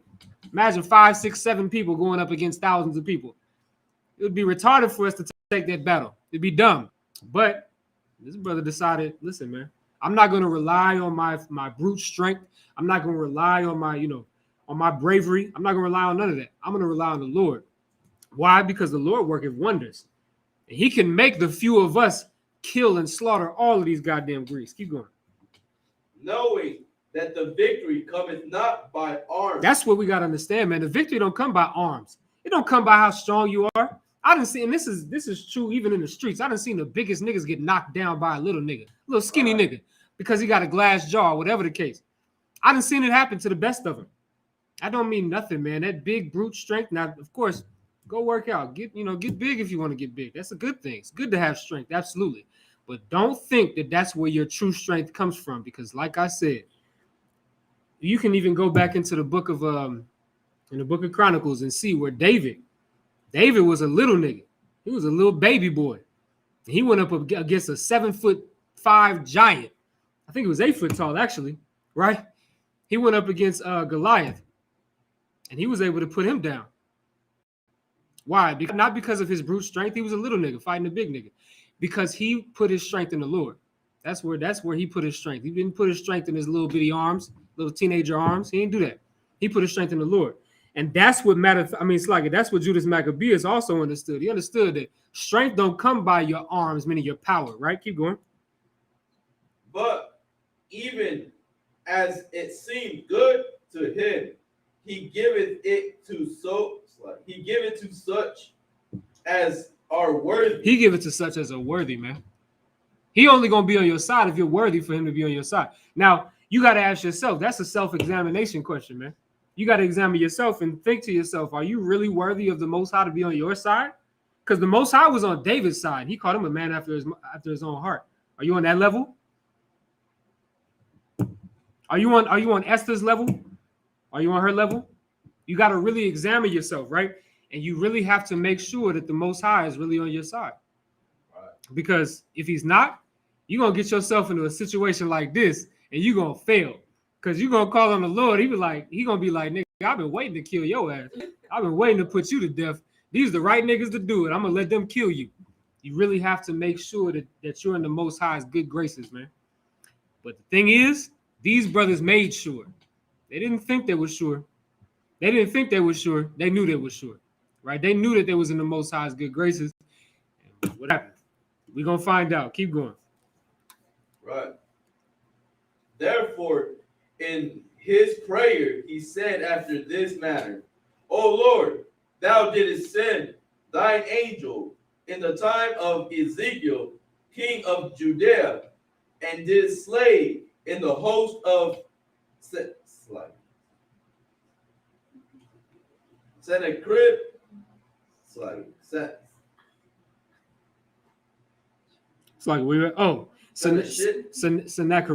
Sennacherib, and 180,5,000. Right. So now he said, therefore, in his prayer, this is his prayer to the Most High, right? He said, "Oh Lord, thou didst send thine angel in the time of his Ezekiel, right? It's talking about Hezekiah, right? King of Judea, and didst slay in the host of Sennacherib 185,000, right? Which is 185,000, right? People, right? Go ahead. Wherefore now also, O Lord of heaven, send a good angel before us for a fear and dread upon them." Right. So when he was faced with adversity, he didn't drop to his knees and cry and say, "This is it."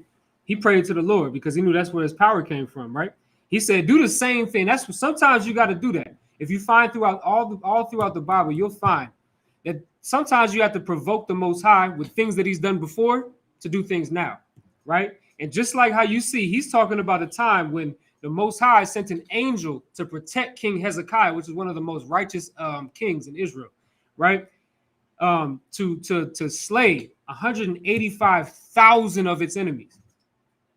He had to tell the Most High, please do the same thing you did there, do it here, please, because I need it. Right? Keep going. Verse 24, and through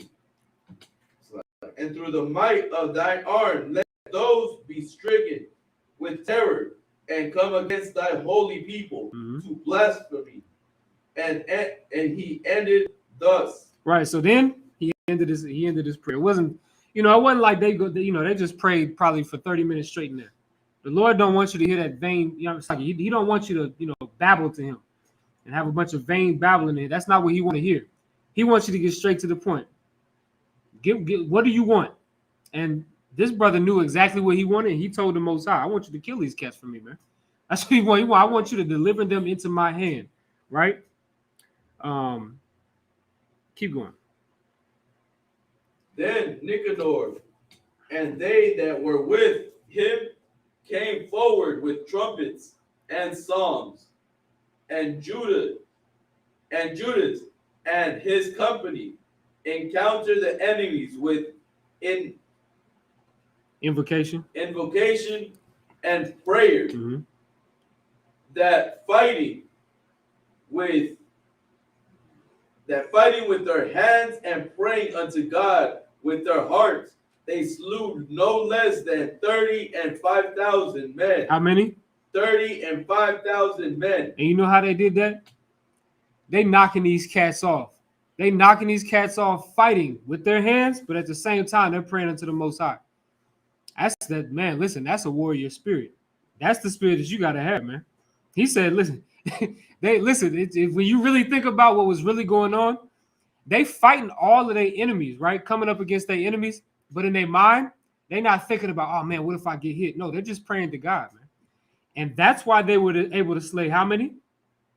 30 and 5,000 men. 35,000 people, man. They were able to kill, to destroy 35,000 people. Keep going. For through the appearance of God, they were greatly cheered. All right, so now let me see if I know we kind of short on time. Let me see. Just keep reading, Salaki. Verse 29. Verse 28. Now, when the battle was done, returning again with joy, they knew that Nicanor lay dead in his harness. Then they had killed Nicanor. This is the general of the Seleucid Empire. I mean, he's absolutely hard to get to, hard to kill. If you kill him, you done damn near destroyed the empire, and that's basically what happened, right? Keep going.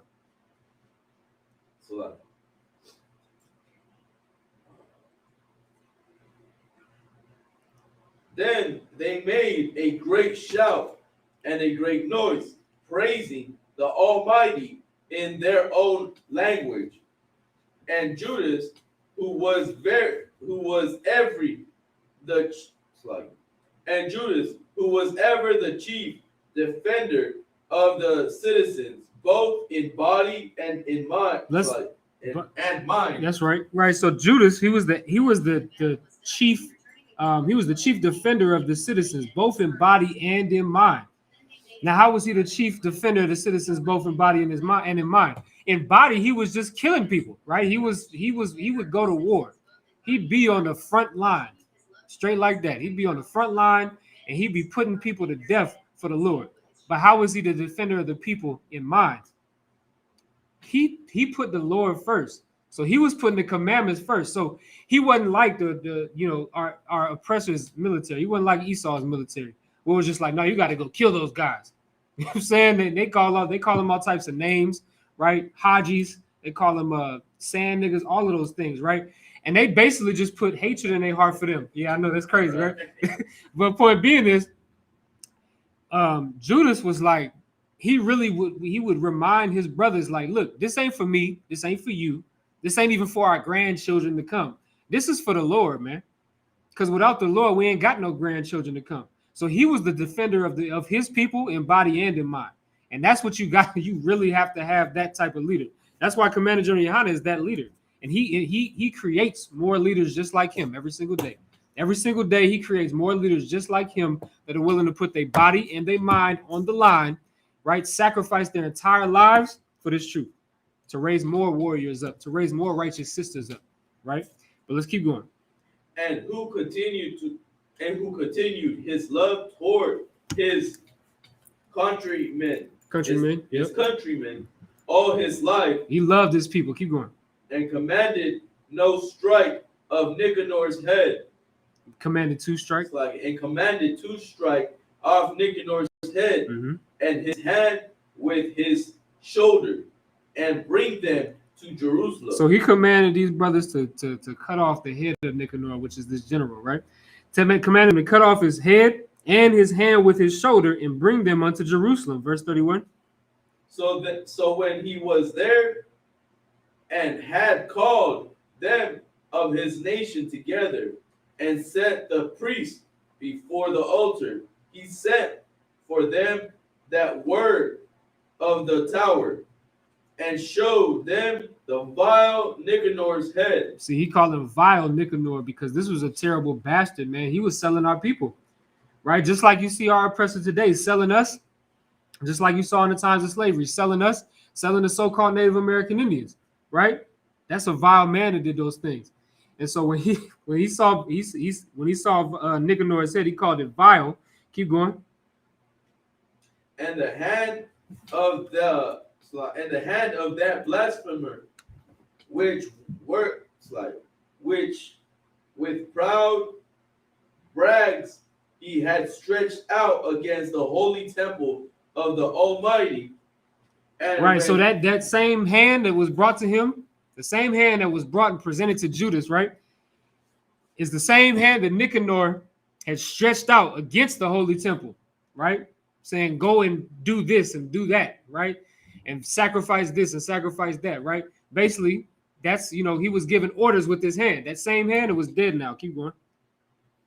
Verse 33. And when he had cut out the tongue of that ungodly Nicanor, he commanded that they should give it by pieces unto the fowls and hang up the reward of his madness before the temple. Right. So when they got his head, they cut the tongue out of his head. They cut the goddamn tongue out of his hand. All of the things that he spoke against the children of Israel didn't mean nothing now because they cut his goddamn tongue out and fed it to the birds. That's what they did. You got to remember, this is years in the making, man. And they cut his tongue out, fed it to the birds, and they hung him up in front of the it's like before the temple, right? It says, and hung up the reward of his madness before the temple. What's the reward of his madness? His death. That's what his reward is. Rewards ain't always good. Sometimes if you do a good thing, you get a good reward. Sometimes if you do a bad thing, you get a bad reward. And his bad reward for the terrible things that he done unto us was death, right? He got put to death. Keep going. So every man prays toward the heaven, the glorious Lord, saying, blessed be he that hath kept his own place undefiled. He hanged also Nicanor's head upon the tower, and evident and manifest sign unto all of the help of the Lord. So he hung Nicanor's head on the tower, kept it there. Why? Because that was a manifest. It was an evident sign that the Lord was with us. Because we should have never been able to kill that cat. No, but none of us should have ever been able to touch him, because he was a general in the Seleucid army. But because of the help of the Most High, we were able to destroy their entire army and get to their general. And we were able to get our goddamn temple back, man. Get that in hand, man. Right. We were able to get our goddamn temple back, which was stolen from us, from them dirty, filthy Greeks, man. And because that's the case, the Lord saw the zeal that was in Mattathias and saw the zeal that he instilled into his sons, and we was able to get that thing back. Let's finish up. Verse 36. Yep. And they ordained with all, with a common decree, in no case, keep going. In no case to let that day pass without Solemnity. Solemnity. Right. Don't let this day pass without celebrating it, to hold it dear and near to you. Right? Go ahead. But to celebrate the 13th day of the 12th. 30th. It's like the 30th. The 30th. It's like day of the 12th month, which in the Assyrian tongue is called Adar. Mm-hmm. The day before Marduk's day. Right, so that's why we celebrate this day. The reason why we celebrate this day is because we was able to overcome our oppressor. When he came into our land and tried to defile our sanctuary and our temple and tried to get us to leave our God, we didn't stand for that, man. We didn't stand for that, and we put them to death. And we went through wars. I mean, we went through battles and battles and battles with these cats.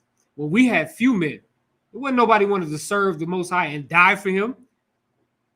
But Judas Maccabeus and his brothers were able to round up an army to destroy these Greeks, man. To be able to destroy them, because what they was doing to our temple was profane, man. Imagine, all of us in here know we can't eat pork. These cats was sacrificing pork on our temples. They was having sex parties in our temples. Imagine that, orgies in our temples, right? When our holy temple is supposed to be separate from all of that, man. But these cats decided they was going to have their way with it.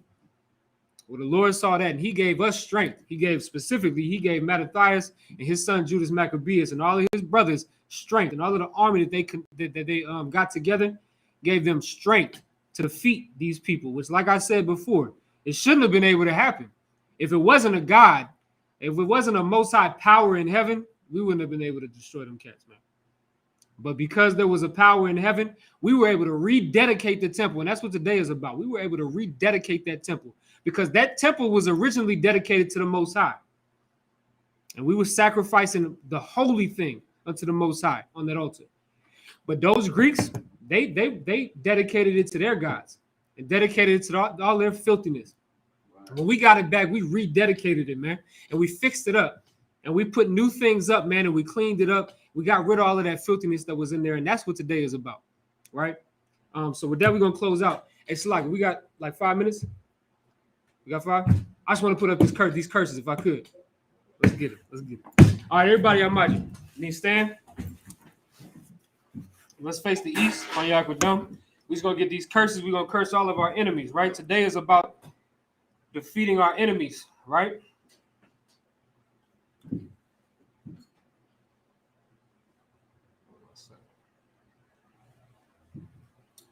Blessed are you, Yahweh. Blessed are you, Yahweh. King of heaven and earth. King of heaven and earth. And all things living. And all things living. Yahweh. Yahweh. In the name of Yahweh Shai. In the name of Yahweh Shai. Listen to us now. Listen to us now. Right now. Right now. Send evils. Send evil. And curses. And curses. And punishment. And punishment. And destruction. And destruction. And death. And death. To the heathen. To the heathen. That speak against us. That speak against us. Thy prophets. Thy prophets. The teachers. The teachers. The princes. The princes. The priests. The priests. The Israelite brothers and the school. The Israelite brothers and the school. Send evils and curses. Send evils and curses. And punishment. And punishment. And destruction. And destruction. And death. And death. To the heathen. To the heathen. And shake loose. And shake loose. The pockets of the rich. The pockets of the rich. Of Israel. Of Israel. That refuse to give to the school. That refuse to give to the school. Force their riches. Force their riches. To enter into the sanctuary. To enter into the sanctuary. Send evils and curses. Send evils and curses. And punishment. And punishment. And destruction. And destruction. And death. And death. To the Edomites. To the Edomites. And the nations. And the nations. And their drug dealers. And the drug dealers. The court system. The court system. The prison system. The prison system. Planned Parenthood. Planned Parenthood. All the governments. All the governments. Of our enemies. Of our enemies. Amalek synagogues. Amalek synagogues. And armies. And armies. Roman Catholic Church. Roman Catholic Church. The Pope. The Pope. Islam. Islam. Christianity. Christianity. Egyptology. Egyptology. Egyptology. Militia. Militia. Ku Klux Klan. Ku Klux Klan. Aryan Nation. Aryan Nation. Skinheads. Skinheads. Posse Comitazi. Posse Comitazi. The gay movement. The gay movement. The lesbian movement. The lesbians. Spies. Spies. Workers of witchcraft. Workers of witchcraft. NASA. NASA space programs. NASA space program. Army. Army. Navy. Air Force, Marines, Wall Street. Open up the internet and the airways, the cable access channels, and the radio channels. Convict the spirit of any of thy people that seek to stop us, and bring swift death to all the heathen that stand in the way, or try to stop us from broadcasting your words throughout the planet Earth. Let loose all the terrorists. Cause them to go to and fro through the earth and destroy. Cause the terrorists to come against America and destroy them in their strongholds. Let America shake at the hands of the terrorists.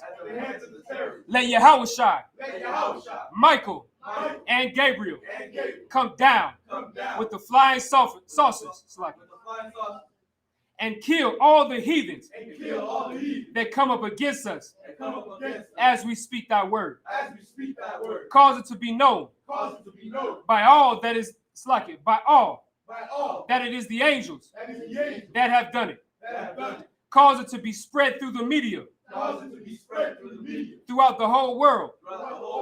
Cause them to shake at thy coming. In the name of Yahushua.